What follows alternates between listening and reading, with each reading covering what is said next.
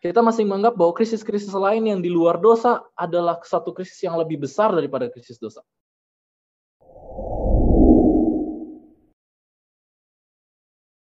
Oke, terima kasih untuk kesempatan dan kepercayaannya bisa sharing sama-sama ya sore hari ini. Saya di Manado, jadi ini udah agak malam, udah jam 6, mungkin di barat masih jam 5. Dan saya harap kita bisa menikmati semua pekabaran firman Tuhan yang akan kita buka sama-sama. Dan mari kita mulai dengan doa sekali lagi. Kita berdoa. Bapa yang di surga, kami berterima kasih dan bersyukur di sore hari ini kami dapat bersama-sama lagi untuk merenungkan firman Tuhan, untuk menyelidiki, untuk menggali lagi harta terpendam yang Tuhan telah siapkan bagi kami. Kiranya kami dapat siap untuk melepaskan setiap harta-harta yang kami anggap berharga dan menukarnya dengan harta surgawi. Ini doa kami dalam nama Yesus. Amin. Oke. Saya harap kita semua sudah mempersiapkan Alkitab fisik kita masing-masing, walaupun nanti ada beberapa, mungkin saya akan tampilkan beberapa ayat Alkitab, tapi alangkah lebih baiknya kita punya Alkitab masing-masing, dan mungkin ada bisa buat buku catatan untuk kita bisa catat sama-sama ya. Dan kalau ada hal yang kurang jelas atau kurang sepaham, nanti kita bisa diskusikan sama-sama. Oke. Jadi pada saat ini saya rindu untuk berbagi satu topik. Waktu ditanya judulnya apa, judulnya adalah kasih karunia yang mengalahkan dosa. Pekabaran yang akan kita dengarkan pada sore ini bukan pekabaran baru, ini bukan suatu hal yang buatan saya, tapi ini sebenarnya adalah murni dari pekabaran gereja Advent sebenarnya. Butir-butir ide-idenya itu kita bisa dapat kalau punya akses, silakan cari Advent Review and Sabbath Herald tahun 1896. Advent Review and Sabbath Herald tahun 1896 itu artikel di bulan Oktober kalau nggak salah. Itu selama 1 bulan itu artikelnya ada pembahasan tentang ini, tentang kasih karunia dan dosa. Jadi kita akan membahas mengenai kasih karunia yang mengalahkan dosa. Kisah mengenai 2 kerajaan. Bagaimana kita mendefinisikan atau mengartikan atau melihat apa itu dosa mempengaruhi bagaimana kita melihat atau mengartikan apa itu kasih karunia. Karena dosa dan kasih karunia adalah 2 kutub yang saling berjauhan, itu adalah 2 kutub yang saling bertentangan. Jadi kalau kita lihat dosa sekedar perbuatan, maka kasih karunia juga adalah perbuatan. Tapi mari kita lihat sama-sama menurut Alkitab, apa itu dosa dan apa itu kasih karunia. Dan bagaimana kasih karunia itu mampu untuk mengalahkan dosa. Mampu untuk mengalahkan dosa. Sebelum masuk ke dalam pembahasan, saya tidak tahu pengalaman kita pribadi ya, selama menjadi atau mengaku orang Advent, mungkin sejak dari baptis, atau kalau ada yang tidak dididik atau dilahirkan di dalam keluarga Advent. Kalau saya pribadi dari keluarga Advent dari kecil, generasi ketiga, orang opa saya dari sebelah papa dan sebelah mama itu Advent, orang tua saya papa mama Advent dari kecil, saya dididik jadi Advent, anak saya juga sekarang jadi anak saya udah generasi keempat, saya sendiri generasi ketiga. Tapi sepanjang pengalaman kehidupan kita sebagai umat Tuhan, sebagai orang Kristen yang mengaku sebagai pengikut Kristus, apalagi yang mengaku sedang menantikan kedatangan Tuhan, kira-kira kalau kita perhatikan, kalau kita lihat, mudah atau tidak kira-kira jadi orang Kristen? Khususnya ketika kita menghadapi atau berhadapan dengan pergaulan hidup kah, atau mungkin kebutuhan hidup, kalau yang sudah kerja bisa karena rekan kerja atau dengan bisnisnya. Kira-kira untuk mempertahankan kehidupan atau tetap hidup berjalan di dalam prinsip kekristenan, kira-kira mudah atau susah?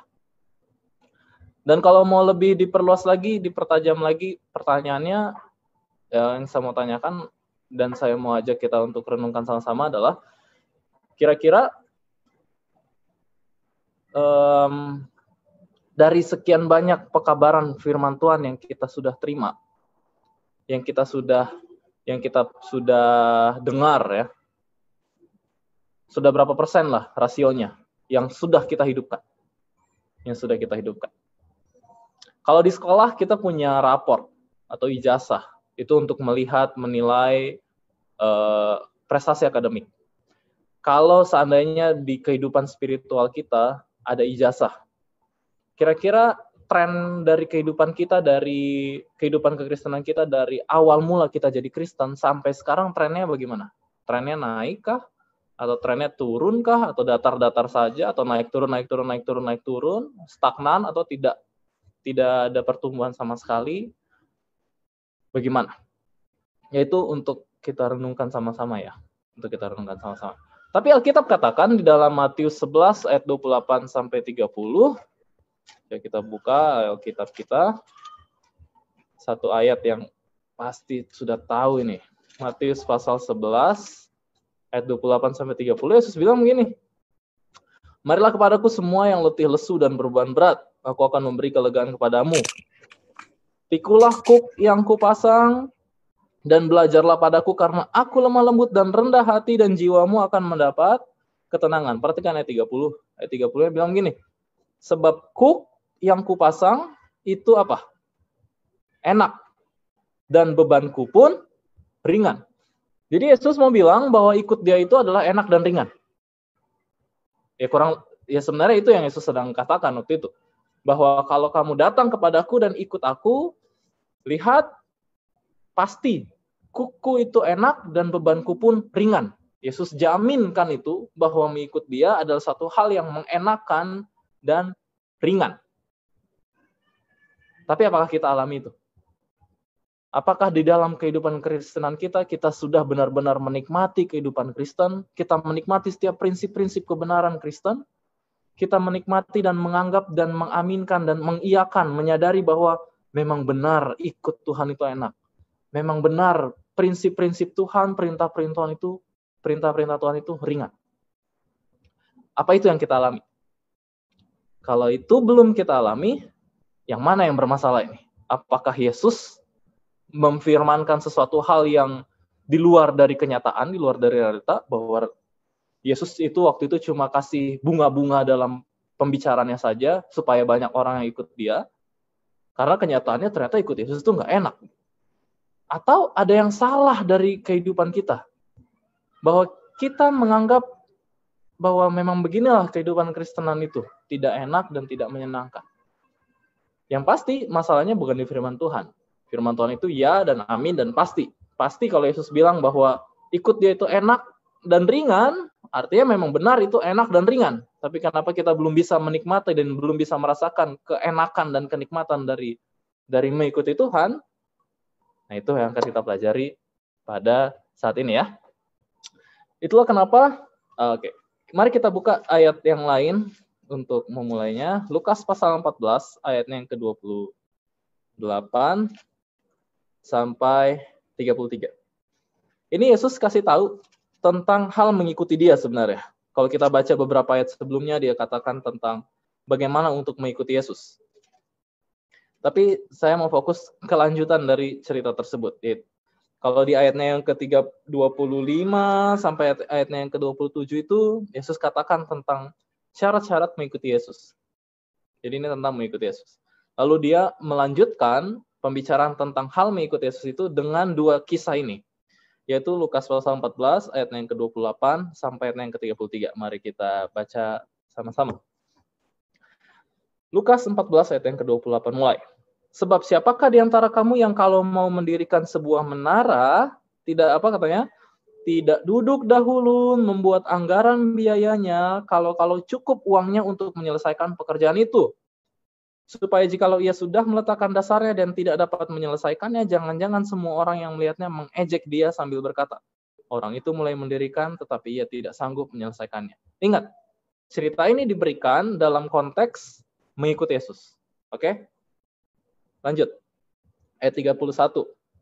Atau, raja manakah yang kalau mau pergi berperang melawan raja lain, berarti ada dua kerajaan ya, tidak duduk dahulu untuk mempertimbangkan apakah dengan 10.000 orang ia sanggup menghadapi lawan yang mendatanginya dengan 20.000 orang? Jikalau tidak, ia akan mengirim utusan selama musuh itu masih jauh untuk menanyakan syarat-syarat perdamaian. Demikian pula lah tiap-tiap orang di antara kamu yang apa?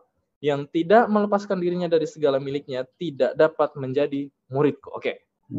Jadi sini Yesus sedang berbicara mengenai bagaimana menjadi murid Tuhan.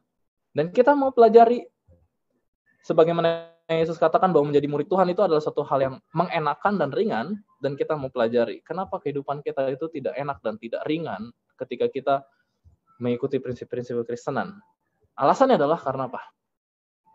Alasannya adalah karena di dalam menjadi murid Tuhan, yang pertama sebelum menjadi murid Tuhan katanya harus apa dulu?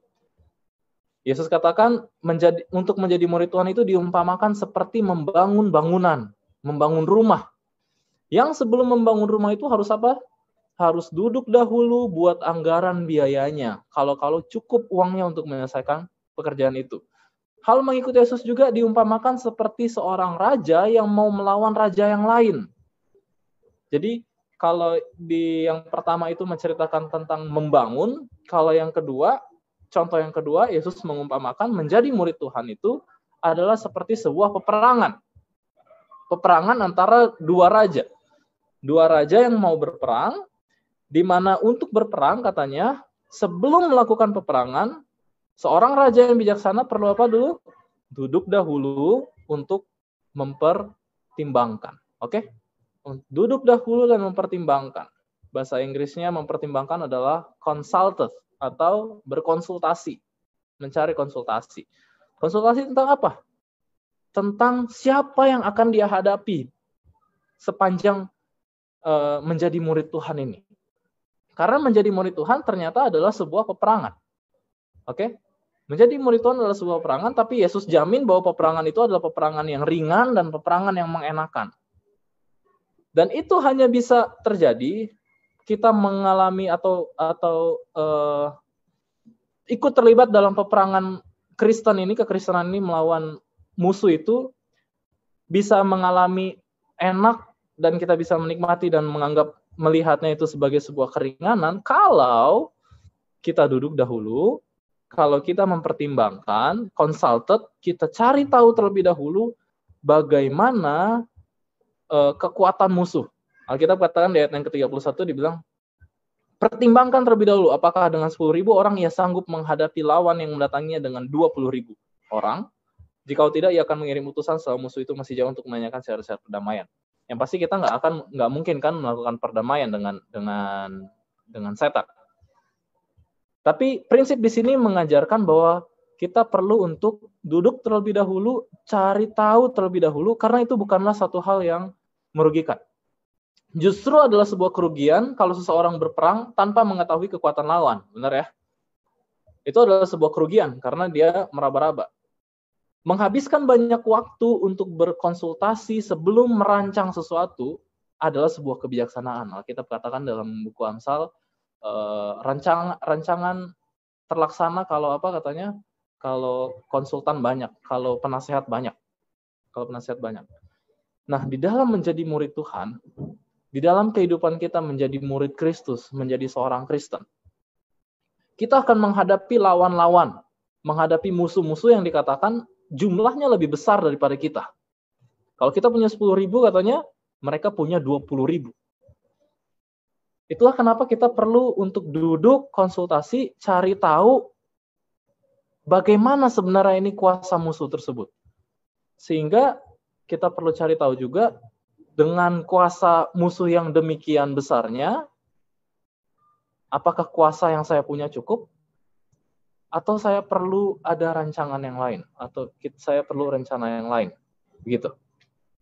Kurang lebih seperti itu. Ketika kita tidak melakukan konsult, kita tidak mempertimbangkan terlebih dahulu kuasa dari musuh tersebut, maka yang akan didapati adalah kita akan didapati musuh tersebut ternyata lebih kuat dari kita dan kita akan didapati kalah terus menerus. Dan sayangnya ada begitu banyak orang Kristen yang sangat jarang kita mendengar kesaksian dari orang Kristen yang mengaku umat Tuhan bahwa mereka berhasil menang melawan pencobaan, bahwa mereka berhasil menang melawan godaan. Kebanyakan apalagi kalau Rabu malam kita dengar tolong doakan saya lagi banyak pergumulan. Kalau mulai diskusi sekolah sahabat kan, kalau sebelum ada pandemi, kita sering ada ini kan, doa sebelum diskusi sekolah sahabat. Ada yang perlu doakan. Saya punya pergumulan. Sangat sedikit, bahkan hampir tidak ada di hari sahabat itu kita mendengarkan kesaksian tentang bagaimana menang terhadap pencobaan, bagaimana menang terhadap dosa. Dan karena seorang Kristen itu saat ini ya, sering kali menghadapi pencobaan dan gagal. Terus sehingga kita anggap bahwa begitulah memang kehidupan orang Kristen. Kita menganggap bahwa jatuh bangun adalah satu hal yang biasa. Kita menganggap bahwa kehidupan orang Kristen itu adalah ada waktunya untuk naik, ada waktunya untuk turun, ada waktunya untuk naik, ada waktunya untuk turun. Bahkan lebih parah lagi nih.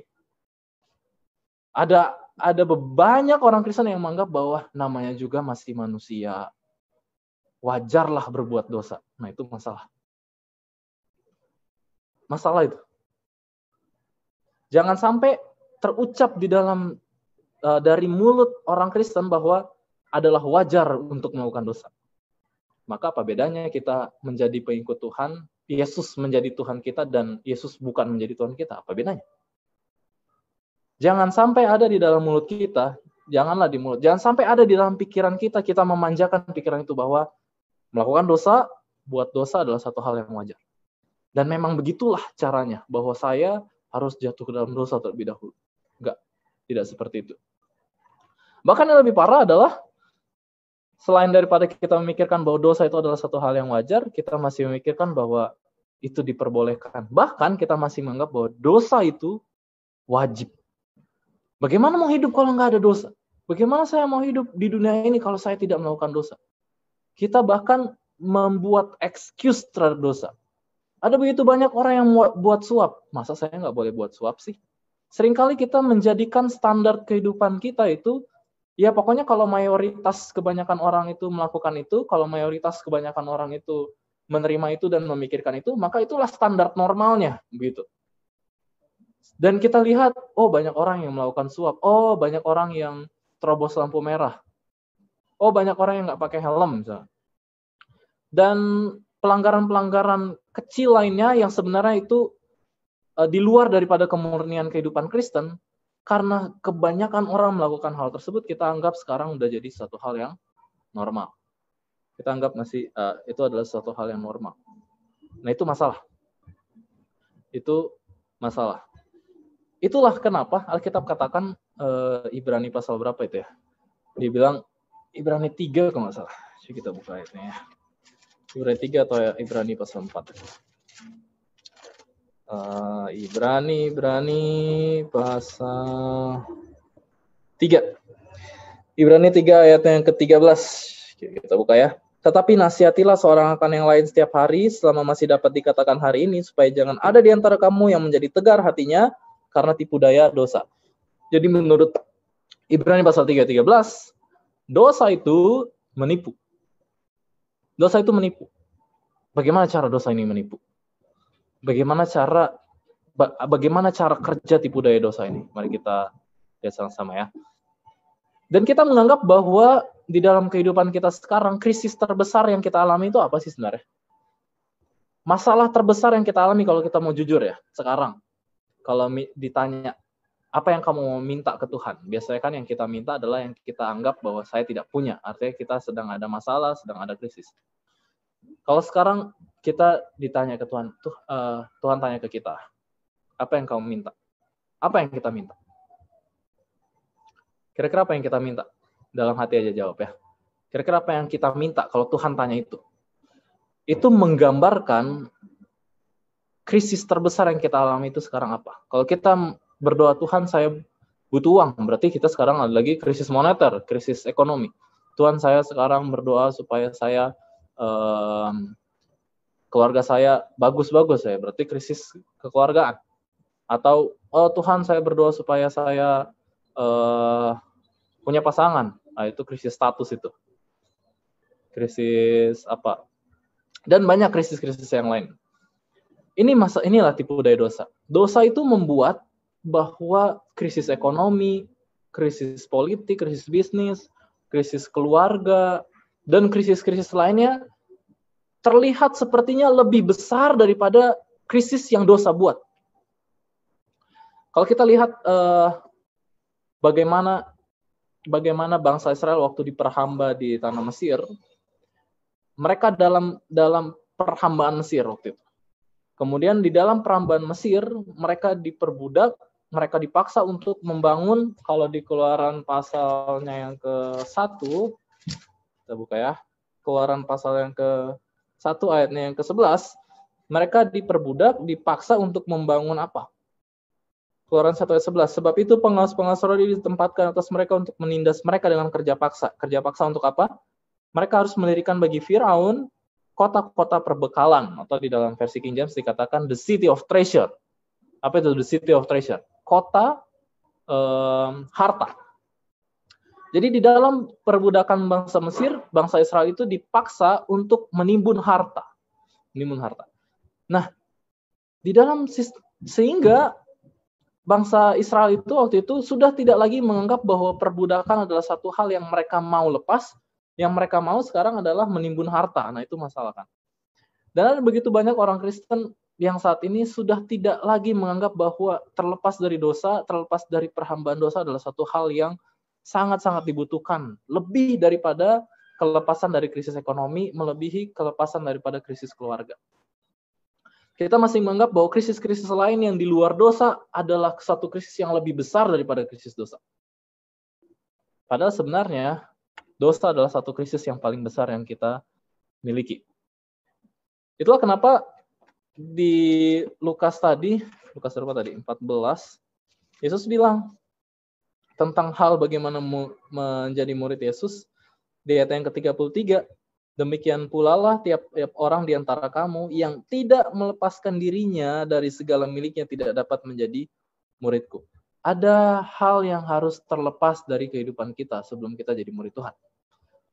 Dan hal itulah yang membebani kita sebenarnya selama ini. Makanya Yesus katakan, marilah datanglah kepadaku semua orang yang letih lesu dan berbeban berat. Beban berat itulah yang harus kita lepaskan sebelum kita memperoleh cooknya yang enak dan bebannya yang ringan. Masalahnya adalah kita ikut Tuhan, tapi beban itu kita nggak serahkan. Beban itu masih ada di dalam kehidupan kita, belum lepas dalam kehidupan kita. Sehingga kita menganggap bahwa ikut Tuhan itu masih sama aja beratnya. Bahkan lebih berat lagi ikut Tuhan daripada saya tidak ikut Tuhan pada waktu itu. Nah, ini yang akan kita pelajari. Kelepasan dari apa? Kelepasan dari apa yang Tuhan maksudkan? Mari kita buka Roma pasal 7. Roma pasal 7, ayatnya yang ke-24. Roma 7 ayat 24. Ini doa dari Rasul Paulus. Roma 7 ayat 24 dan 25. Aku manusia celaka. Siapakah yang akan melepaskan aku dari apa? Tubuh maut ini? Jadi kelepasan yang dimaksud, beban berat yang Tuhan maksudkan itu, beban berat yang dimaksudkan dalam Matius pasal 11 ayat 28 sebelum kita menjadi murid Tuhan, kelepasan yang harus dilepas dari kehidupan kita sebelum kita jadi murid Tuhan yang dimaksud di dalam Lukas pasal 14 itu adalah apa? Lepas daripada tubuh maut. Tubuh maut seperti apa yang dimaksudkan oleh Rasul Paulus? Mari kita lihat beberapa ayat sebelum daripada Roma pasal 7 ayat yang ke-24. Tubuh maut seperti apa itu? Roma pasal 7 ayatnya yang ke-18. Lihat ya. Tubuh mautnya itu seperti ini. Roma 7 ayat 18. Sebab aku tahu bahwa di dalam aku, yaitu di dalam aku sebagai manusia, tidak ada sesuatu yang baik. Sebab kehendak memang ada di dalam aku, tetapi bukan hal berbuat apa yang baik. Perhatikan kata ini. Di dalam aku, di dalam tubuh kita, di dalam tubuh maut ini, di dalam saya, tidak ada sesuatu yang baik. Mau diaminkan nggak itu? Bahwa di dalam kita tidak ada sesuatu yang baik. Setiap masalah yang kita hadapi, setiap permasalahan-permasalahan horizontal ya, antar sesama, seringkali kita pikir begini, seandainya saya dilahirkan di dalam keluarga yang lebih baik dari ini, pasti saya bisa jadi pribadi yang lebih baik. Seandainya saya ada di sekitar orang-orang yang mendukung saya untuk jadi orang yang baik, pasti saya bisa jadi lebih baik dari yang sekarang ini. Kita pikir bahwa lingkungan di sekitar kita lah yang mempengaruhi sehingga saya jahat. Dan kita pikir kalau kita ada di sekitar orang-orang yang baik, entah itu di sekitar keluarga, orang tua, teman, kakak adik, ataupun rekan pelayanan, atau teman sekerja, atau sesama anggota jemaat, seandainya mereka itu adalah orang yang baik, pasti saya jadi baik. Atau bahkan kita mungkin pernah berpikir seperti ini. Sebenarnya maksud saya baik, tapi karena kamunya begitu sih, jadi sekarang begini deh. Kita selalu mempersalahkan bahwa yang jahat itu orang lain. Betul? Dan ini terjadi sama kehidupan saya juga. Apalagi ketika kita berumah tangga. Kalau ada cekcok dengan suami dan istri, seringkali kita pikir bahwa yang salah itu adalah pasangan kita. Yang salah itu adalah teman. Yang salah itu adalah anggota jemaat. Yang salah itu pendeta. Yang salah itu ketua jemaat. Yang salah itu diakon. Yang salah itu anak. Yang salah itu rekan kerja saya. Pokoknya yang salah itu yang ada di luar saya. Saya sebenarnya benar. Sebenarnya saya di dalam diri saya itu saya benar. Sebenarnya maksud saya itu baik. Sering kan kita berpikir seperti itu. Tapi Rasul Paulus katakan, dia menyadari dan puji Tuhan, Tuhan juga mau menyadari kita saat ini bahwa sebenarnya di dalam kita tidak ada yang baik. Tidak ada yang baik. Dunia jahat yang dimaksudkan, tubuh maut, kalau di Galatia, versi di kitab Galatia ini, kata yang digunakan adalah dunia jahat. Bahwa kelepasan dari dunia jahat yang dimaksudkan, ya kita bukalah Galatia lah ya. Galatia pasal 1 atau pasal 2. Galatia 1 kalau nggak salah. Galatia 1. Ayatnya yang ke-4. Yang telah menyerahkan dirinya karena dosa-dosa kita untuk melepaskan kita, kata yang sama digunakan, melepaskan kita dari apa? Dunia jahat yang sekarang ini. Jadi kalau di Galatia, Rasul Paulus pakai kata dunia jahat untuk hal yang seharusnya lepas dari kita sebelum jadi murid Yesus. Di Roma dia menggunakan kata tubuh maut. Dan ini adalah satu kondisi yang sama. Dunia jahat yang dimaksudkan itu bukan dunia jahat yang di luar. Dunia jahat yang dimaksudkan itu bukan kondisi yang di luar. Dunia jahat yang dimaksudkan itu adalah dunia di dalam kita. Ada satu cerita. Kalau kalian pernah baca atau pernah pelajari buku Glad Tidings Suka Berkesukaan. Ada satu cerita tentang satu orang. Dia itu rindu sekali untuk memiliki kehidupan yang saleh. Dia rindu sekali untuk menjadi orang yang benar. Tapi setiap kali dia jadi orang yang benar, selalu saja ada cobaan-cobaan yang dia alami oleh karena orang-orang di sekitar kita. Oleh karena orang-orang di sekitar dia. Sehingga dia berkeputusan, oke, saya mau country living. Bukan country living sih bahasanya di buku itu ya. Tapi intinya dia mau pergi ke gunung, dia mau menyendiri, dia mau menjadi bertapa lah. Akhirnya dia pergi ke goa, tinggal di dalam goa, bertapa di situ berminggu-minggu lamanya tanpa kehidupan sosial. Dan dia anggap bahwa sekarang karena saya sudah terlepas daripada dunia jahat yang ada di luar itu, saya sudah terlepas dari lingkungan-lingkungan yang jahat tersebut, maka saya sekarang pasti bisa untuk mengembangkan tabiat yang baik. Satu kali dia pergi ke sungai untuk ambil air minum dan dia bawa vessels, dia bawa tempayan. Dia bawa tempayan, dia isi air sungai ke dalam tempayan tersebut, kemudian dia taruh tempayan tersebut di atas batu yang berlumut. Waktu dia taruh tempayan tersebut di atas batu yang berlumut, karena itu berlumut, licin, akhirnya tempayan itu jatuh. Akhirnya dia harus cuci lagi tempayannya, dia isi lagi airnya, taruh lagi di atas batu yang berlumut, jatuh lagi. Begitu terus berulang-ulang. Sampai dia sudah nggak sabar lagi, dia ambil tempayan yang sudah jatuh tersebut, kemudian dia banting, dan hancur sekarang tempayan tersebut. Kemudian dia lihat ke kanan dan ke kiri, sudah tidak ada orang. Tidak ada lagi yang dia bisa persalahkan, selain daripada dirinya sendiri.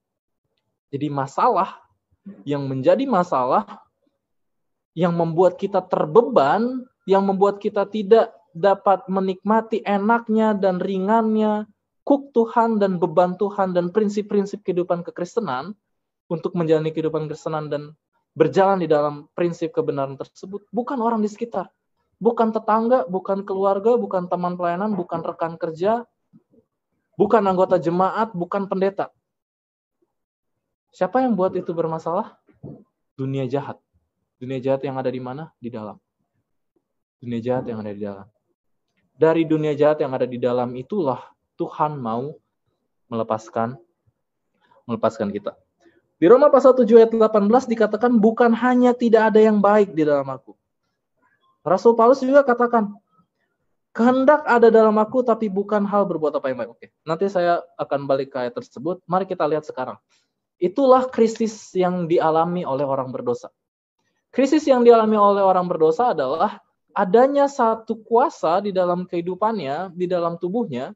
Kuasa itu adalah kuasa yang membuat dia tidak dapat melawan kuasa yang lebih tinggi tersebut. Intinya begini. Kalau Roma pasal 7 ayat 18 dia bilang bahwa kehendak memang ada di dalam aku. Rasul Paulus akui bahwa saya bisa berkehendak. Saya punya power of the will. Saya punya kehendak. The will is in me gitu ya. Kehendak ada dalam aku. But to perform it, coba kita lihat ayatnya ya. Roma 7 ayatnya yang ke-18. Roma 7 ayat 18. For I know that in me, that is in my flesh, dwelt no good thing. For to will, berkehendak itu is present with me, ada bersama-sama dengan aku. But how to perform that which is good, I find not. Jadi, keadaan dari orang berdosa itu seperti ini. Bahwa ketika dia disadari bahwa yang baik itu adalah sesuai dengan hukum seperti ini, dia tahu bahwa hukum itu baik. Karena dia di Roma pasal 7 ayat yang ke-12 itu berbicara tentang arti hukum Taurat dan diakui bahwa hukum itu baik. Dia tahu bahwa hukum itu baik. Tapi how to perform, bagaimana untuk melakukannya, bagaimana untuk menghidupkannya, I find not, nggak bisa. Saya nggak punya kuasa untuk menghidupkan kehidupan tersebut. Jadi contoh begini, yang paling gampang lah ya, yang paling sederhana, paling umum. Contoh dalam hal kesehatan. Saya percaya kalian semua sudah tahu bahwa gorengan itu nggak bagus, karsinogen, merusak, membebani kerja liver, membebani kerja ginjal, merusak pembuluh darah dan lain sebagainya. Nah itu mencemari bait suci tubuh. Atau ada yang belum tahu bahwa gorengan itu nggak bagus? Ya sekarang udah dikasih tahu kan, gorengan itu nggak bagus. Sekarang, sejak kapan kita tahu gorengan itu nggak bagus? Pasti ada yang, udah lama, udah bertahun-tahun saya tahu bahwa gorengan nggak bagus. Siapa yang berkehendak untuk berhenti gorengan? Saya komitmen, mulai dari tahun 2020, saya nggak akan makan gorengan lagi. Berapa lama komitmennya? Paling lama berapa? Nggak lama kan? Kenapa? Karena itu, ternyata didapati ada satu kuasa yang lebih tinggi lagi. Ini ayatnya yang ada di ayat Roma pasal 7 ayat 22 sampai 23. Sebab di dalam batinku aku suka akan hukum Allah. Saya suka untuk nggak makan gorengan lagi. Tapi ayat yang ke-23, tapi di dalam anggota-anggota tubuhku aku melihat hukum lain yang berjuang melawan hukum akal budiku dan membuat aku menjadi apa? Tawanan hukum dosa yang ada dalam anggota-anggota tubuh. Tapi ternyata, sekalipun saya punya kuasa berkehendak, saya bisa berkehendak, tapi saya nggak mampu untuk hidup di dalam kehendak tersebut, karena ada kuasa yang lebih tinggi di atas saya.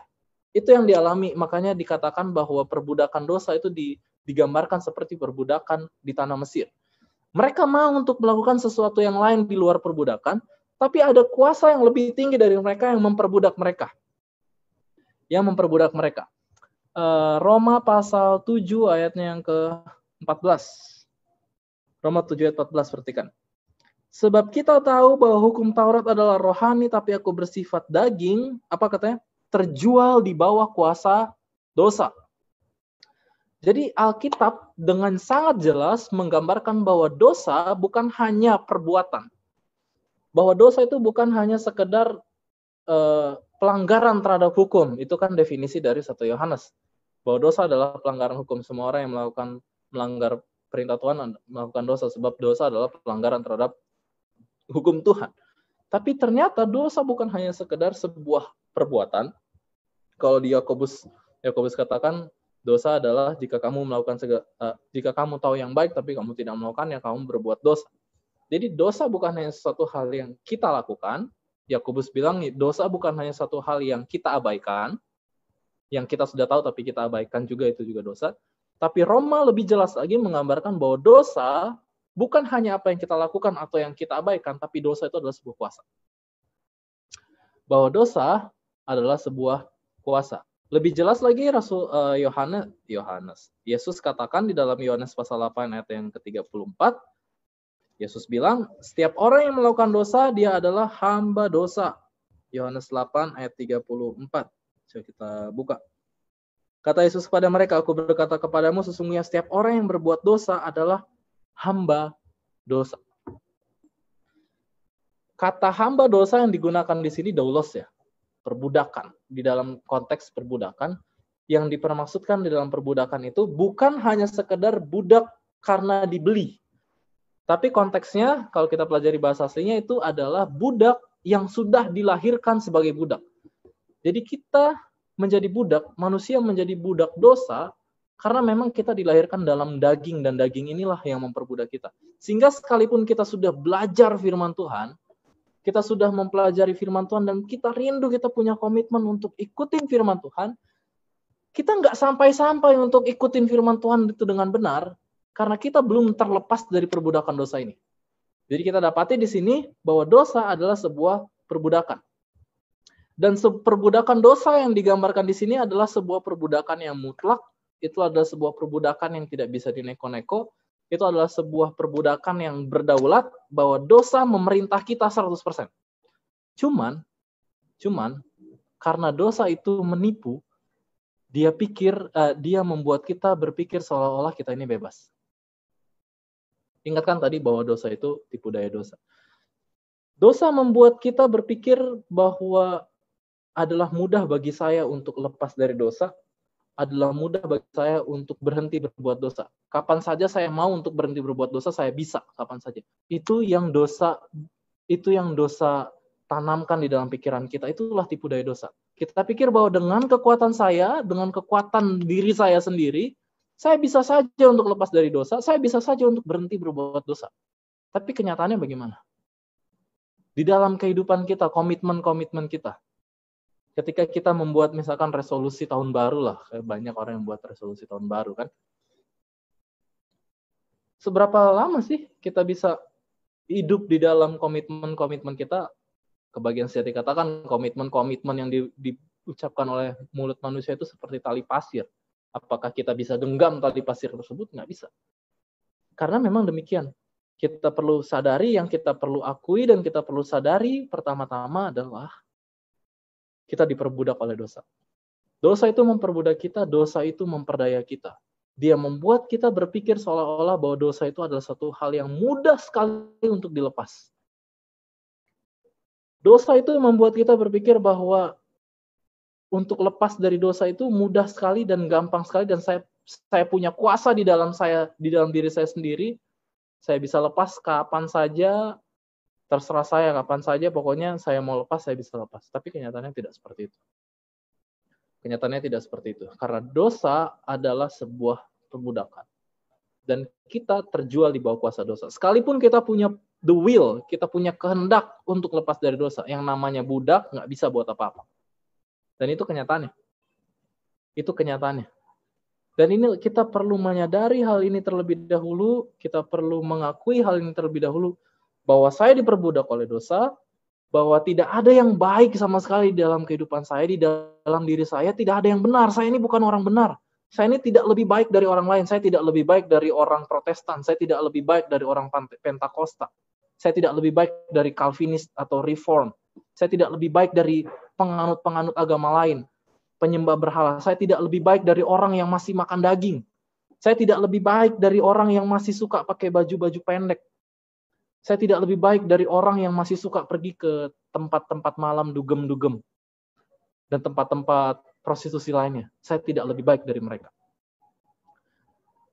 Ketika kita disadari bahwa sebenarnya saya tidak lebih baik dari orang-orang tersebut, di situ kasih karunia terlaksana. Coba kita lihat. Roma pasal 5, ayatnya yang ke-20, tapi mari kita lihat versi King James. Roma 5, ayat 20. Roma 5, ayat 20. Bahasa Indonesianya, tetapi hukum Taurat ditambahkan supaya pelanggar menjadi semakin banyak dan makin bertambah banyak. Dan di mana dosa bertambah banyak, di sana kasih karunia menjadi berlimpah-limpah. Bahasa Inggrisnya, moreover the law entered, the offense might abound, but where sin abounded, grace did much more abound. Jadi begini, di dalam kita tidak punya harapan sama sekali, tidak ada harapan sama sekali bagi kita untuk. Di ayat yang ke-21-nya tulis bahwa dosa itu berkuasa. Sayangnya di dalam bahasa Indonesia katakan dalam alam maut, tapi di dalam versi King James tulisnya bahwa sin had reigned unto death, sampai mati. Selama kita belum mati, dosa akan memerintah. Bisa dapat nggak? Selama kita belum mati, dosa akan memerintah. Itulah kenapa kita katakan kita harus mati. Kita harus mati. Mati yang bagaimana? Bacalah Roma 6 nanti ya. Roma 6 itu berbicara tentang mati yang seperti apa, yang membuat kita mati untuk terbebas dari dosa. Tapi begini, sebelum bahas tentang mati, karena dosa hanya memerintah sampai kita mati. Intinya dari ayat ini kita dapati satu kenyataan bahwa dosa adalah sebuah kuasa, bahwa dosa adalah sebuah pemerintahan, bahwa dosa adalah sebuah sistem, bahwa dosa adalah sebuah kerajaan. Karena dia punya sistem pemerintahan, dia punya tahta, ini tahtanya, dan tahtanya ada dalam hati kita, dan dia punya warga negara. Siapa warga negaranya? Warga negaranya adalah budak-budaknya. Siapa itu? Barang siapa yang melakukan dosa, dialah budak dosa. Dialah warga negara daripada kerajaan dosa. Dan sebagaimana kerajaan atau sebuah sistem pemerintahan, dia punya hukum. Makanya dikatakan di dalam Roma pasal 7 ada hukum dosa juga, yang lebih tinggi daripada hukum akal budi kita. Kalau di dalam bahasa Inggrisnya, tuh ya kita lihat, Roma 7 ayat berapa tadi? Roma 7 ayat 23. Roma 7 ayat 23, versi King James, dibilang gini.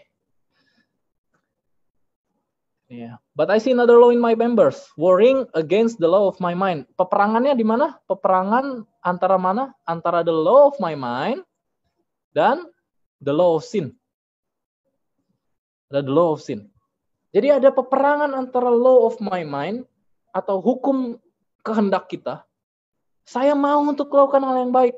Tapi ada hukum yang lain, law of sin, di mana kita diperbudak di dalamnya. Contohnya gini deh, yang paling gampang itu begini. Kalian di Jakarta kan? Masih PSBB nggak sekarang? Nggak tahu lah. Saya udah nggak ikutin ceritanya. Masih PSBB toh? Masih PSBB kan? Masih. Kalian mau keluar? Suka kan mau keluar kan sebenarnya kan? Tapi bisa atau nggak? Bisa nggak? Nggak bisa. Kenapa? Ada hukum yang lebih tinggi daripada keinginan kalian. Ya syukurnya di Manado nggak ada PSBB, jadi saya masih orang merdeka, saya masih bebas. Kalian udah bukan orang merdeka, hati-hati kalian itu. Itu tanda-tanda bahwa pembinasa keji itu udah berdiri itu. Hati-hati ya. Enggak, bukan untuk nangkutin. Itu aja lah. Gambaran, karena ini gambaran lagi jelas-jelasnya. Kita mau untuk keluar, entah keluar untuk buat pelayanan kah, untuk apalah motifnya, pokoknya kita mau untuk keluar, kalian mau untuk keluar. Tapi ada hukum yang lain yang lebih tinggi yang membatasi kalian untuk melakukan hal tersebut. Hal yang sama terjadi di dalam perbudakan dosa.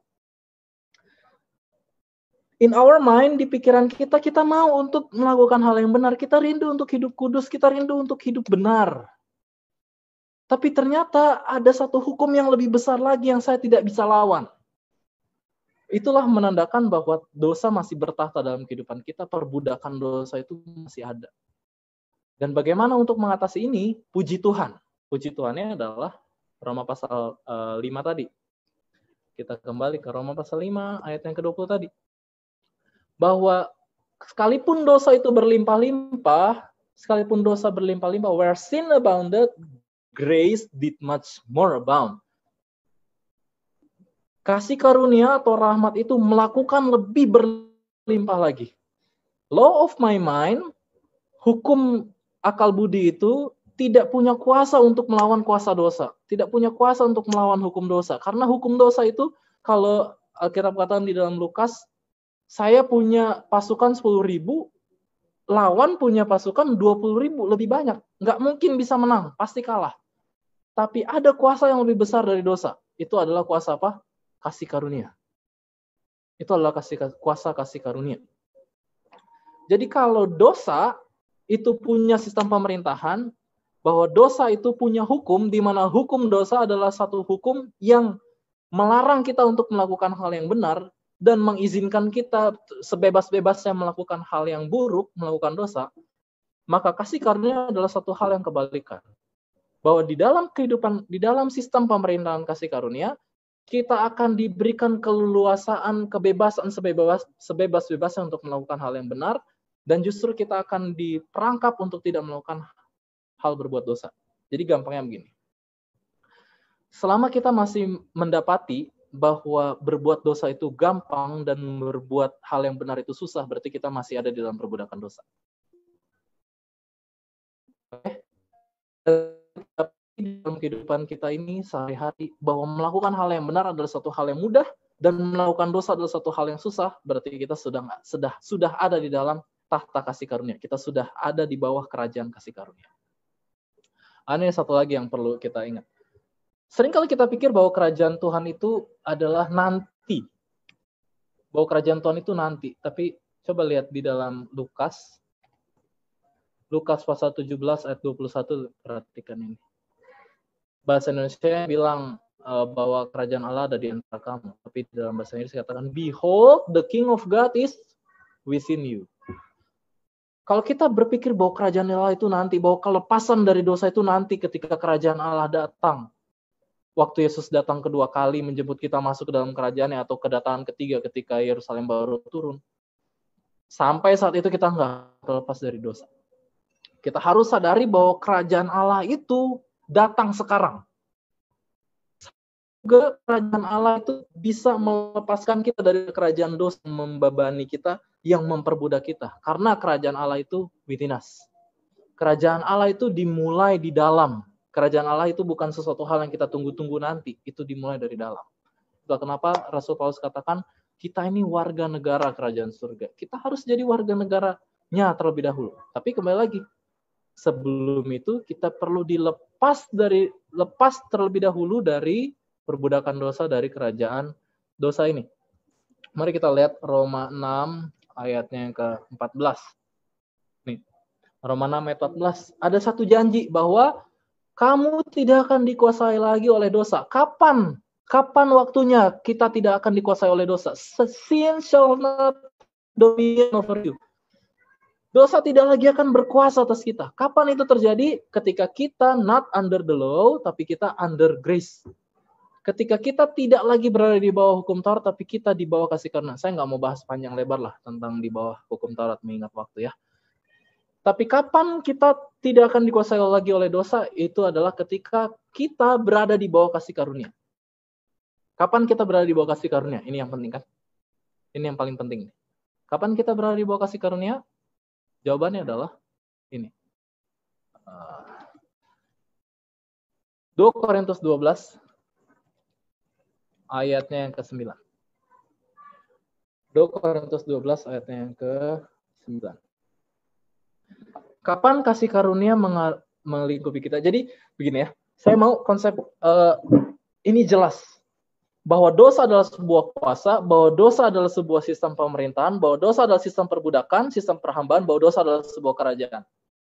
Dan Roma tadi katakan, kita balik dulu deh sebelum 2 Korintus. Dan Roma 5 ayat 21 tadi katakan, King James, dia bilang, sama seperti dosa. Jadi kalau dosa adalah sebuah kekuasaan, bahwa dosa adalah sebuah pemerintahan, itu dosa bukan yang sekedar apa yang kita perbuat, tapi dosa adalah sebuah hukum yang memperbudak kita, demikian juga kasih karunia. Seperti dosa, demikian juga kasih karunia. Maka kasih karunia juga adalah sebuah sistem pemerintahan. Bahwa kasih karunia juga adalah sebuah kuasa, bahwa kasih karunia juga adalah sebuah kerajaan. Dan sebagaimana kuasa dosa atau sistem pemerintahan dosa ini memaksa kita untuk melakukan dosa, maka kasih karunia memaksa kita untuk melakukan kebenaran.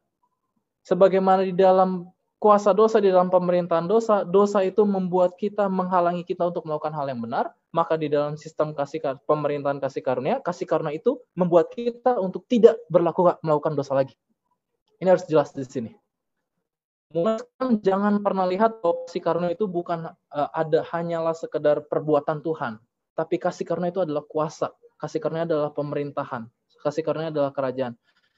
Sama seperti kalian, bahwa di dalam kerajaan kasih karunia, kalau kita berpikir untuk melakukan dosa, kasih karunia akan menghalangi kita untuk melakukan dosa. Kasih karunialah yang akan membuat kita untuk lepas daripada kecenderungan dosa yang masih kita bawa terus-menerus ini. Kecenderungan dosa ini nggak akan hilang sampai tubuh kita diubahkan, kan? Tapi kecenderungan dosa ini bisa dikalahkan selama kasih karunia itu menguasai. Kasih karunia ini menguasai kita, itu 2 Korintus 12 tadi ya. 2 Korintus 12 ayatnya yang ke-9. Kapan itu? Yesus katakan, my grace is sufficient for thee. Cukup kasih karunia itu. Jadi kalau kita pikir, Tuhan, kasih karunia Tuhan itu tidak cukup untuk membuat saya berhenti berbuat dosa. Harus ditambah dengan usaha saya. Keliru. It's not biblical. Itu tidak Alkitabiah. Karena Alkitab katakan, my grace is sufficient. Kasih karunia Tuhan, kuasa kasih karunia Tuhan itu cukup untuk melepaskan kita dari dosa dan untuk menjaga kita untuk tidak melakukan dosa lagi. Tapi ada syarat. Syarat kasih karunia itu diberikan adalah bagaimana? Ini. Sebab justru dalam kelemahanlah kuasaku menjadi sempurna. For my strength is made perfect in weakness. Syaratnya adalah kita harus sadari terus-menerus dan benar-benar kelemahan kita. Syarat kasih karunia diberikan, syarat kasih karunia itu menjadi bagian kehidupan kita adalah ketika kita menyadari kelemahan-kelemahan. Kita sadar bahwa bukan orang lain yang lemah. Ini bukan kesalahan orang lain. Ini kesalahan saya. This is my weakness. Saya yang lemah. Selama kita menyadari kelemahan-kelemahan kita tersebut, jadi kekristenan mengajarkan bahwa tidak perlu malu untuk mengakui kelemahan. Justru di dalam mengakui kelemahan, kasih karunia Tuhan akan berlimpah-limpah. Lihat, most greatly, therefore, will I rather glory in my infirmities. Terlebih suka aku bermegah atas kelemahanku. Kekristenan mengajarkan bahwa kita harus bermegah, kita harus justru bersuka cita di dalam kelemahan. Kalau selama ini kita menutup-nutupi kelemahan kita kan. Selama ini walaupun saya sudah jadi misionari, saya sudah jadi trainer medical missionary contohnya, saya sudah punya ministry atau saya sudah jadi pendeta, saya berjuang untuk tutupin kelemahan saya, apalagi saya berjuang untuk tutupin kelemahan saya dengan jubah kebenaran, kesalehan ini. Keliru itu. Justru akui. Alkitab katakan barang siapa yang mengakui kelemahan-kelemahannya, kesalahan-kesalahannya, dia akan disayangi. Kenapa kita belum memperoleh kasih karunia tersebut? Kita belum mengalami kuasa kasih karunia tersebut, kita masih tutupin kelemahan kita. Bagaimana cara kita tutupin kelemahan tersebut? Ya, bisa dengan kita lempar kesalahan kita kepada orang lain seperti Adam dan Hawa. Kita lempar kesalahannya, the blame is them, is theirs. Bukan kita punya, blame-nya itu bukan kita punya. Kesalahannya itu bukan di saya. Bagaimana cara kita menutupi kelemahan-kelemahan kita? Seringkali adalah kita coba tutupi kelemahan kita dengan, saya kan sudah buat hal yang benar dulu. Saya kan, masa hal-hal perbuatan-perbuatan baik saya tidak dihitung sih. Sampai-sampai saya harus dihitung kelemahan-kelemahan saya. Bagaimana cara kita menutupin kelemahan-kelemahan kita? Kita melakukan sama seperti yang Adam dan Hawa perbuat. Menutupi rasa malu mereka dengan apa? Jubah pohon ara. Apa itu jubah pohon ara kalau kita belajar tentang kebenaran Kristus? Itu adalah perbuatan-perbuatan saleh secara lahiriah. Kita menutupi kelemahan-kelemahan kita menutupi kemaluan. Bukan kemaluan fisik ya, tapi rasa malu dari melakukan dosa ini dengan kita tutup dengan jubah kesalahan-kesalahan lahiriah. Yang sebenarnya kalau Alkitab katakan itu bukan the robe, bukan, mereka waktu itu tidak membuat, kita buka ayatnya ya supaya gampang. Kejadian pasal 3, di mana itu mereka buat pohon ara? Ayat 7. Kejadian 3 ayat 7.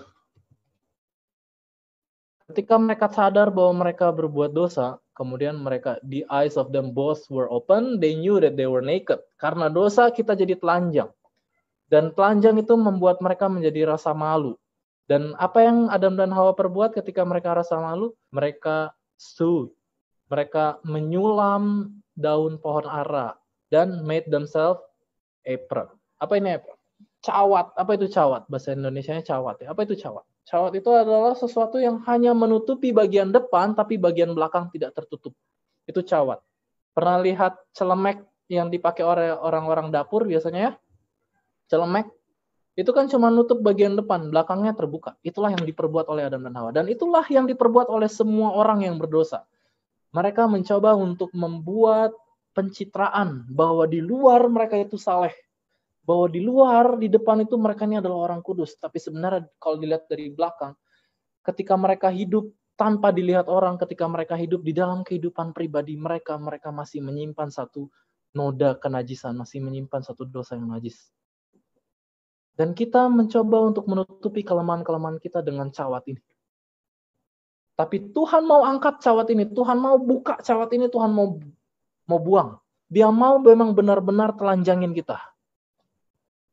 Dia mau benar-benar telanjangin kita sampai kita menyadari seperti apa yang Rasul Paulus katakan di dalam Filipi pasalnya yang kedua. Kita buka Filipi pasal 2. Bukan Filipi 2. Filipi pasal 3. Ayatnya yang ke-7. Mulai dari ayat yang ke-7. Filipi 3 ayat yang ke-7. Mulai ya. Filipi 3 ayat 7. Tetapi apa yang dahulu merupakan keuntungan bagiku, sekarang kuanggap rugi karena Kristus. Apa itu keuntungan-keuntungan yang Rasul Paulus maksudkan? Silakan baca sendiri ayat-ayat sebelumnya. Itu adalah kesalehan-kesalehan lahiriah yang dia perjuangkan selama ini dengan daging. Dia menganggap bahwa semua perbuatan-perbuatan salah yang selama ini dia anggap adalah sebuah kebanggaan adalah ternyata sebuah kerugian. Malahan dia anggap, ayat yang ke-8, malahan segala sesuatu kuanggap rugi karena pengenalan akan Kristus, Yesus Tuhanku lebih mulia daripada semuanya itu. Oleh karena dialah aku telah melepaskan semua itu dan menganggapnya sampah, katanya. Dianggap bahwa semua kebanggaan-kebanggaan yang dia miliki, apa aja kebanggaan-kebanggaan yang dia miliki. Secara kewarganegaraan, dia ini warga negara superpower. Wah, mungkin kita anggap bahwa, wah, saya orang Jakarta lebih supreme, lebih superior lah daripada orang-orang di daerah. Atau mungkin ada yang sudah pergi ke luar negeri, atau ada yang punya kewarganegaraan Amerika misalkan yang sebagai superpower sekarang. Wah, saya warga negara Amerika, saya lebih superior daripada warga negara di luar. Bahkan lebih lagi, saya penganiaya jemaat. Bagi dia waktu itu menganiaya jemaat adalah sebuah kebanggaan. Karena dia waktu itu menganggap bahwa itu adalah sebuah misionaris, sebuah pekerjaan misionaris. Dia menentang offshoot. Jadi mungkin kita sekarang bangga bahwa sekarang saya membela gereja dengan cara apa? Dengan saya menyerang offshoot yang mencoba untuk paham-paham yang tidak alkitabiah. Saya serang. Dan itu membanggakan saya. Rasul Paulus juga zaman dulu, sebelum dia kenal Yesus juga dia bangga tersebut. Tapi apa yang dia bilang ketika dia mengenal kebenaran Kristus di dalam Filipi pasal 3 ayat 8, dia menganggap bahwa semuanya itu sampah. Di dalam bahasa Inggris dibilang bahwa itu dung. Apa itu dung? Bukan cuma sampah, kotoran.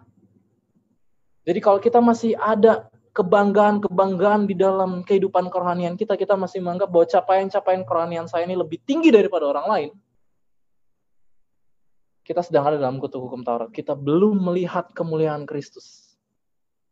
Karena syarat kasih karunia itu dicurahkan, sebenarnya kasih karunia itu sudah dicurahkan. Tapi penerimaan kasih karunia itu, kita memperoleh kasih karunia, syaratnya adalah kalau ini, weakness. Kalau syaratnya supaya kuasa Kristus itu turun menaungi kita adalah ketika kita menyadari, mengakui, bahkan bermegah atas kelemahan kita. Atas kelemahan kita, atas kesalahan kita, atas hal-hal yang kita anggap selama ini adalah suatu hal yang memalukan. Di saat kita disadari akan hal tersebut, mengakui dan terus hidup bahwa saya ini lemah, saya ini tidak lebih berharga dari orang lain, bahwa saya ini tidak lebih baik dari orang lain. Kasih karunia Tuhan turun. Ayat yang ke-10. Karena itu aku senang dan rela di dalam kelemahan, di dalam siksaan, di dalam kesukaran, di dalam penganiayaan dan kesesakan oleh karena Kristus. Sebab jika aku lemah, maka aku kuat. Bukan karena saya yang kuat, tapi karena kasih karunia Tuhan yang menguatkan saya. Jadi selama kita masih menganggap bahwa kehidupan saya sudah saleh, kehidupan saya sudah lebih benar dari orang lain, kita masih ada dalam kutuk hukum Taurat. Ayatnya ada di sini, Roma 9. Saya kalau nggak diemin bakalan ngomong terus nih. Roma pasal 9, nanti baca sendiri ya, Roma pasal 9 ayat 30 sampai Roma pasal 10 ayat 3. Itu contohnya. Itu contohnya. Oke, closing. Kita buka 1 Yohanes 5 ayat sampai 5. 1 Yohanes pasal 5 ayat 4 sampai ayatnya yang ke-5. Nggak perlu pakai share screen ya. Kita buka ayatnya sama-sama, 1 Yohanes 5 ayat 4 sampai 5. Sebab semua yang lahir dari Allah, apa katanya? Mengalahkan dunia. Kapan kita lahir dari Allah? Kita lahir dari Allah ketika kita dibaptis, kita lahir dari Allah. Ketika kita dibaptis, kita mati terhadap dosa. Ingat, dosa berkuasa sampai kita mati. Terserah, kita mau mati kapan? Mau mati sekarang? Artinya mati sekarang berarti mengizinkan Yesus yang menghidupkan kehidupannya. No longer I, Galatia 2 ayat 19 sampai 20. But Christ who live in me. Tapi Kristus yang hidup di dalam saya. Bukan lagi saya yang menghidupkan kehidupan saya, tapi Kristus yang hidup dalam kehidupan saya. Itu kematian yang sekarang atau kematian yang nanti. Kematian ketika Yesus datang nanti, ya kita mati juga. Dua-duanya lepas dari dosa. Kematian dalam neraka maksudnya. Itu adalah kematian untuk melepaskan kita dari kuasa dosa. Ya, tapi itu kematian kekal. Mau kematian yang mana? Yang Tuhan maksudkan, yang Tuhan harapkan adalah kita pilih kematian yang sekarang. Pilih mati sekarang, maka kita nggak akan mati nanti. Pilih mati sekarang. Dan ketika kita mati sekarang, kita lahir dari Allah, itulah mengalahkan dunia. Dan inilah kemenangan yang mengalahkan dunia, apa itu? Iman kita. Apa itu iman kita? The faith of Jesus. Yang terdapat di dalam Wahyu pasal 14 ayat 12. Inilah mereka yang menuruti perintah Tuhan dan memiliki iman Yesus. Bagaimana iman Yesus? Inilah mereka, Wahyu 12 ayat 17. Inilah mereka yang menuruti perintah-perintah Tuhan dan memiliki kesaksian Yesus. Oke, kesaksian Yesus itu adalah nubuat. Tapi lebih daripada itu. Apa yang Yesus saksikan di dalam kehidupannya selama 3,5 tahun di dunia ini? Yang Yesus saksikan adalah satu kehidupan di dalam daging yang sama dengan kita, dalam darah yang sama dengan kita, tapi satu kehidupan yang saleh, yang penuh dengan roh Tuhan, yang sempurna, tanpa cacat celah di dalam kehidupan fana. Itulah kesaksian Yesus. Dan itu juga akan dialami oleh umat Tuhan di akhir zaman. 144.000. Di dalam kehidupan yang, di dalam daging yang sama, daging yang penuh kecenderungan dosa, mereka mampu hidup saleh, 100% kudus, tanpa cacat celah. Bukan dengan kuasa mereka karena mereka lemah, tapi dengan kuasa Tuhan. Tapi dengan kuasa Tuhan. Itulah yang sedang dinanti-nantikan. Itulah the last generation, generasi terakhir. Yang hidup di bawah tahta kasih karunia. Dan itu bisa kita alami sekarang. Itu bukan nanti. Itu bisa kita alami saat ini juga. Saat ini juga kita bisa alami. Syaratnya satu. Kita menyadari terus-menerus dan mengakui terus-menerus kelemahan kita, kehidupan, kelemahan kita. Hal-hal yang memalukan dalam kehidupan kita. Sehingga tidak ada lagi yang kita bisa banggakan dalam hidup kita, di dalam diri kita ini. Kita tidak beriman kepada kuasa daging kita. Sehingga karena sudah tidak ada lagi yang bisa dibanggakan dalam kehidupan saya, kita berpaling dari diri, berpaling kepada salib Kristus. Sekarang kita lihat salib Kristus yang adalah satu-satunya kuasa. Yang menjadi satu-satunya kuasa dan menjadi satu-satunya hal yang dapat saya banggakan. Bahwa salib Kristuslah yang hanya salib Kristuslah yang dapat saya banggakan. Bukan lagi latar belakang saya, bukan lagi pendidikan saya, bukan lagi tabungan saya yang ada di bank, bukan lagi status saya. Hanya salib Kristus yang bisa saya banggakan. Saat itulah kita akan dapati kasih karunia Tuhan akan menaungi kita otomatis dan kita akan dapati hidup benar itu mudah, mengikuti Tuhan itu enak, dan berjalan di dalam prinsip-prinsip kebenaran Tuhan adalah satu hal yang dapat dinikmati. Tuhan memberkati kita semua, kita berdoa. Bapa yang di surga, kami bersyukur. Ternyata ada satu kuasa yang lebih besar daripada kuasa dosa yang sampai saat ini kami tidak dapat lawan. bahwa Tuhan sudah persiapkan kuasa kasih karunia tersebut. Kami rindu Tuhan untuk hidup di dalam kerajaan kasih karunia itu. Tolong kami untuk menyadari terus-menerus. Ungkapkan mata kami, perlihatkan kepada kami setiap kelemahan, setiap hal-hal memalukan yang perlu kami untuk sadari.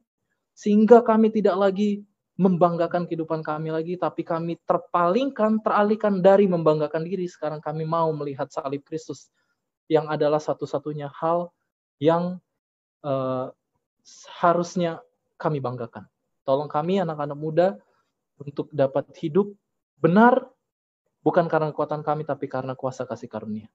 Terima kasih Tuhan, kiranya pekabaran firman Tuhan yang telah ditaburkan pada saat ini dapat tertanam dan dapat menghasilkan buah. Ini doa kami dalam nama Yesus. Amin. Oke, thank you. Amin, puji Tuhan. Terima kasih Saudara Christopher sudah membahas pelajaran yang luar biasa pada sore hari ini. Kita punya waktu masih 15 menit lagi. Jadi ini untuk sesi tanya jawab. Bagi teman-teman yang ingin mau bertanya atau ingin mau bertanya dan menambahkan mungkin silakan, kita masih punya waktu beberapa saat lagi. Dan di kami sudah ada dua pertanyaan yang sudah masuk. Mungkin satu-satu saya bacakan ya. Pertanyaan pertama, apakah keinginan dan cita-cita kita di dunia merupakan sesuatu yang jahat juga? Apakah menjadi yang terbaik di dunia merupakan sesuatu yang salah? Kira-kira begitu. Mau baca dulu semua atau mau Jawab di satu-satu? Satu-satu aja lah ya. Oke, satu-satu aja supaya. Silakan. Oke, thank you. Pertanyaan bagus nih. Apakah keinginan dan cita-cita kita di dunia merupakan sesuatu yang jahat juga? Tergantung motif. Tergantung apa yang mendorong. Karena gini, satu perbuatan bisa kelihatan baik di luar, tapi ketika motifnya yang mendorong buruk, maka itu adalah buah yang jahat. Saya kasih contoh gampangnya beginilah. Contoh ya, kalau di gereja liturgi biasanya kan diakon kasih persembahan, ya kan? Bukan kasih persembahan, bawa pundi-pundi persembahan. Kemudian kita kasih persembahan kan? Dan di akhir ibadah biasanya diakon akan hitung persembahan tersebut. Bayangkan, anggaplah cuma ada 2 diakon. Anggaplah ini adalah gereja yang kecil. Ada 2 diakon di situ yang menghitung persembahan. Yang satu diakon, dia hitung persembahan dan dia tidak untit, dia tidak ambil, dia tidak curi persembahan tersebut karena dia tahu ini bukan punya dia, ini adalah milik Tuhan, ini kudus. Yang satu diakon, dia tidak mengambil persembahan karena ada diakon lain yang lagi ngelihat dia. Kelihatan dari luar sama-sama nggak ambil persembahan kan? Kelihatan dari luar sama-sama sedang melakukan tugasnya. Tapi yang satu motifnya adalah motif yang murni, yang satu motifnya adalah motif yang najis. Makanya dalam hal ini soal cita-cita, saya nggak tahu mau jawab apa. Yang pasti how to judge itu adalah biarkan firman Tuhan yang judge motif kita. Bagaimana motif kita untuk mencapai cita-cita ini? Apakah motif ini adalah untuk kemuliaan diri atau untuk kemuliaan Tuhan? Apakah motifnya ini adalah untuk kebanggaan diri, untuk diri yang ditinggikan, atau untuk Tuhan yang dimuliakan, untuk pekerjaan Tuhan? Nah itu. Jadi itu masalah motif. Masalah motif. Karena satu perbuatan yang dari luar kelihatan baik, orang bisa saja lagi buat KKR, lagi melakukan, misalkan saya lagi bawa pekabaran, tapi saya punya motif adalah supaya popularitas misalkan. Itu keliru itu. Jadi masalah di sini adalah motif. Judging-nya adalah motif. Yang menghakimi adalah motif di situ. Kemudian, apakah menjadi yang terbaik di dunia merupakan sesuatu yang salah? Nah ini. Siapa yang seharusnya jadi yang terbaik? Siapa yang seharusnya yang paling tinggi di dunia ini? Yang seharusnya ditinggikan itu siapa? Saya atau Yesus? Kita dididik masanya begitu. Kita dididik dari kecil di dalam sistem pendidikan kita sampai kuliah, how to be the best. Bagaimana untuk jadi yang terbaik? Kita dididik untuk persaingan.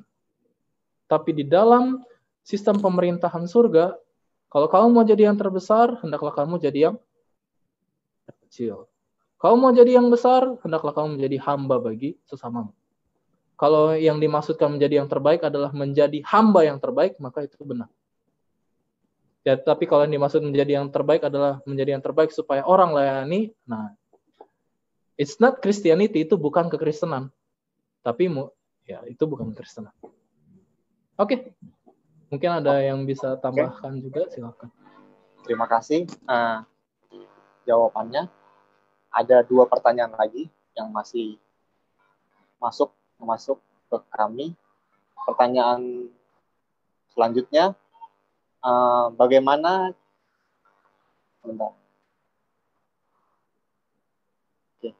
secara praktikal, bagaimana cara mengakui kelemahan kita?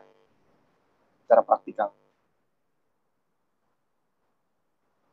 Oke, untuk pengakuan baca Kebahagiaan Sejati tentang confession, bab yang ketiga kalau nggak salah. Bacalah Kebahagiaan Sejati, kita ada kabaran kan. Secara praktis, pengakuan, mengaku salah itu tergantung. Kita salah ke siapa dulu. Kalau salah ke orang lain, maka kita harus akui ke orang lain dengan penuh kerendahan hati dan terima konsekuensi apapun yang akan terjadi. Kalau salah ke Tuhan, ya akui ke Tuhan. Salah ke diri sendiri, ke tubuh ini, ke bait suci, ya akui secara. Jadi secara praktikal, intinya begini, mengakui kelemahan-kelemahan itu artinya adalah kita sadar bahwa tidak ada yang baik sama sekali dalam kehidupan saya. No more excuse, no more permission. Kita tidak blame, tidak lagi menyalahkan keadaan. Tidak, sering kan kita pikir, seandainya keadaan tidak seperti ini, pasti saya nggak akan lakukan dosa. Enggak. Udah nggak lagi kayak gitu. Tidak lagi menyalahkan orang lain karena kesalahan, tidak lagi menyalahkan keadaan, situasi, kondisi. Itu murni kesalahan saya. Tidak ada lagi pembelaan. Kita tidak lagi defend lagi, udah nggak lagi membela diri. Sampai kita tidak lagi membela diri setiap terhadap kesalahan-kesalahan kita, disitulah sama seperti Adam dan Hawa. Sampai mereka udah nggak bisa lagi bela diri, situ mereka siap untuk dikenakan jubah kebenaran Kristus. Tapi selama kita masih mencoba untuk pembelaan diri, Tuhan, seandainya seperti ini, kita masih ada pengandaian-pengandaian dan pembelaan-pembelaan tersebut.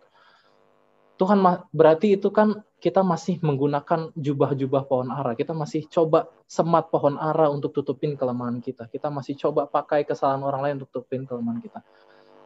Selama itu terjadi, Tuhan akan coba terus-menerus untuk cabut itu, bikin malu kita. Jadi kalau Tuhan sedang bikin malu kita, bersyukur.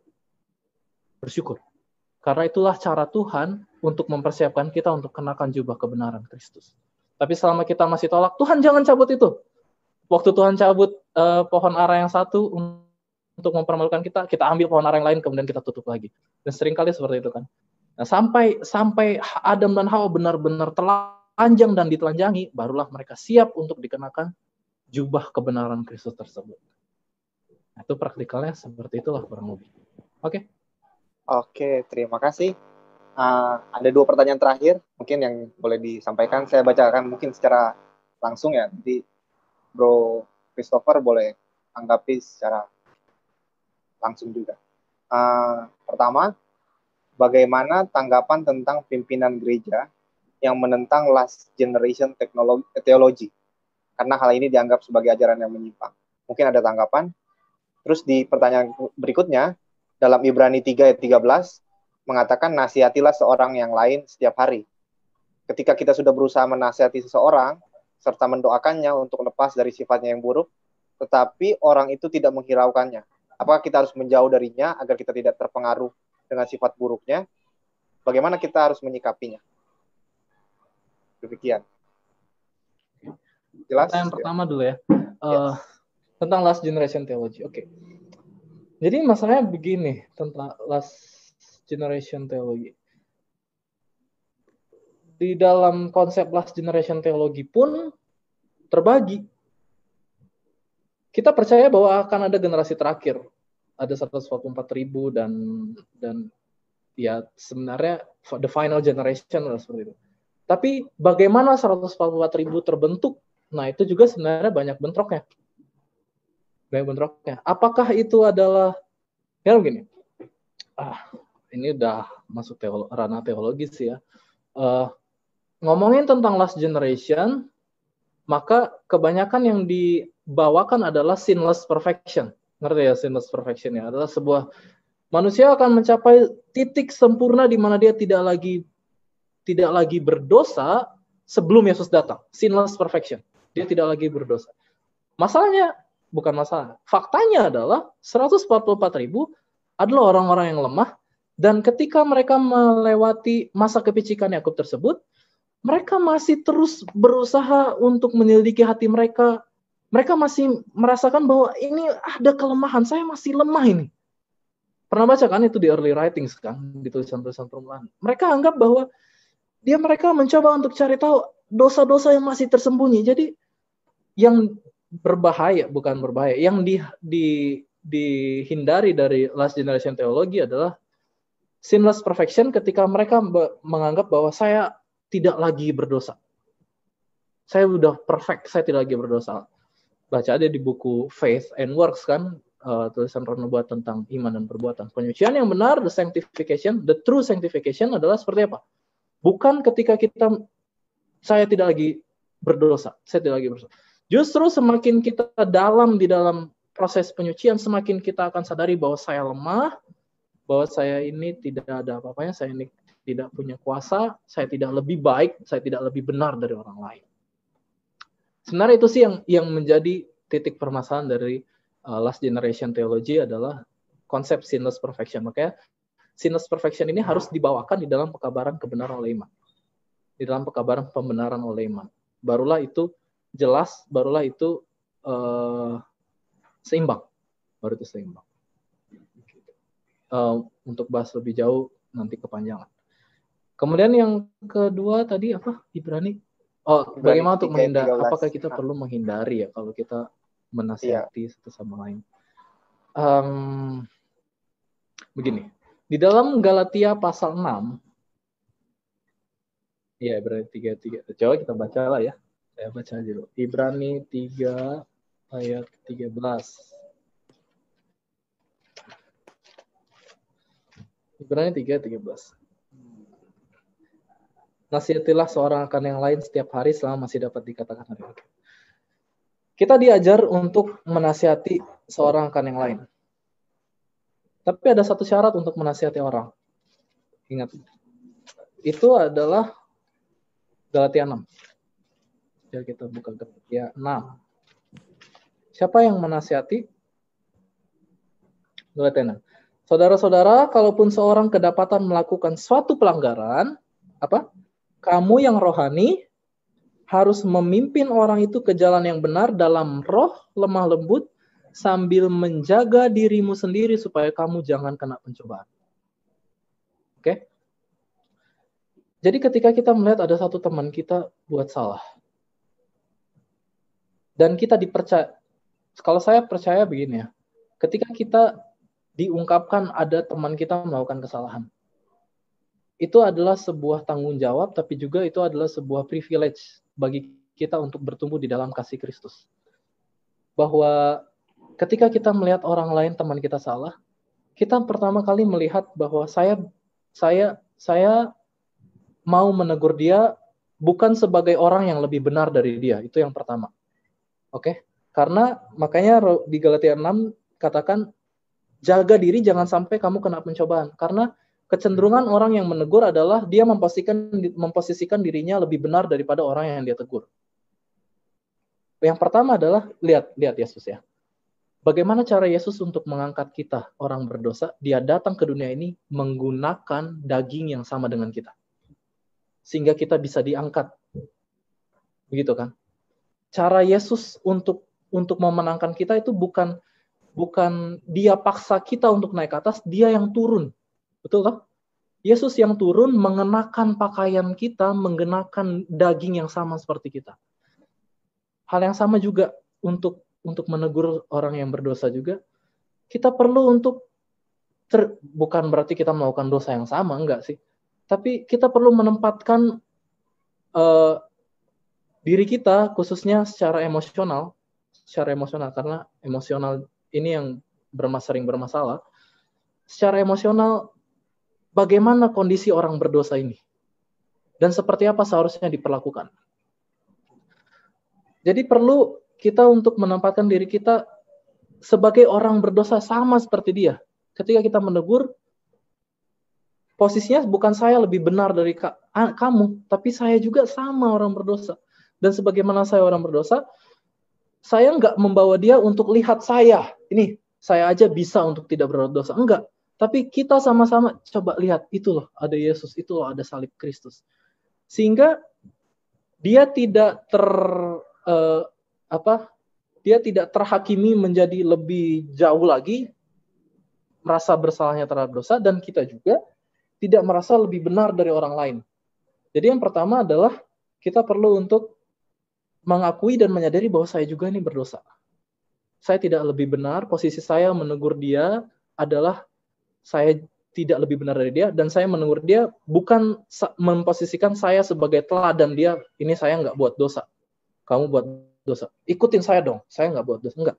Tapi kita sama-sama melihat kepada Yesus, kepada salib Kristus, yang siap untuk menerima kita apa adanya, dan siap untuk memberikan kuasa kepada kita untuk melepas dari dosa. Begitu.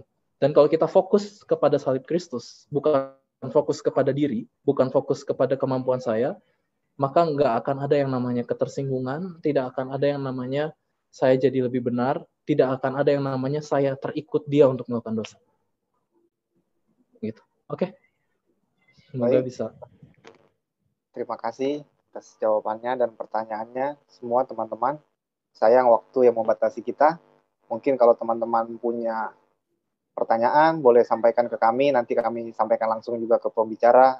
Mungkin pembicara nanti bisa sampaikan. Terima kasih atas kehadirannya semua pada sore dan malam hari ini. Terima kasih khususnya pada Saudara Christopher yang sudah meluangkan waktu untuk membagikan firman Tuhan pada saat ini. Saat ini kita akan tutup sekali lagi dengan doa. Ke Saudara Christopher, sekali lagi boleh tutup kita dalam doa. Kita berdoa. Terima kasih Bapa, kami melihat bahwa Tuhan bekerja di dalam hati kami masing-masing. Tolong kami agar hati kami dapat dilembutkan. Tolong kami agar hati yang keras dapat diganti dengan hati yang baru. Agar Roh Kudus Tuhan dapat bertata dalam hati kami, dan kami tidak lagi diperhamba oleh dosa. Kami rindu agar diperbudak dan diperhamba oleh kasih karunia. Kami rindu untuk menjadi hamba Tuhan, menjadi hamba kebenaran. Tolong kami agar kami dapat saling menasihati satu sama lain, saling mengingatkan satu sama lain di dalam kasih Kristus. Tolong kami agar kami selalu menyadari kelemahan kami dan terpesona terhadap salib Kristus.